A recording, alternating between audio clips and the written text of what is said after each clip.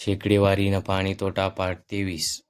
एका दुकानदाराने 19 साबण जेवढ्या रुपयांना खरेदी केले तेवढ्याच रुपयांना 13 साबण विकले तर त्या व्यवहारात त्याला होणारा शेकडा नफा किती? आता आपल्या फॉर्म्युल्यामध्ये किमती ठेवून देऊ. 19 साबण घेतले आणि तेवढ्याच किमतीत 13 साबण विकले.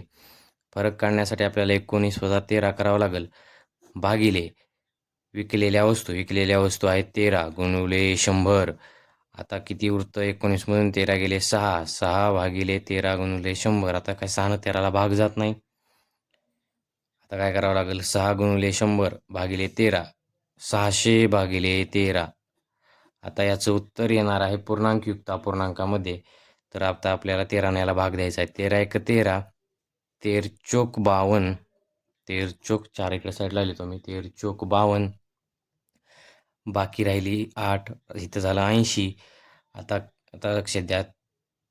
13 संग 78. 13 संग 78. बाकी राहिली 2. तर भाग कितीचा गेला? 46चा.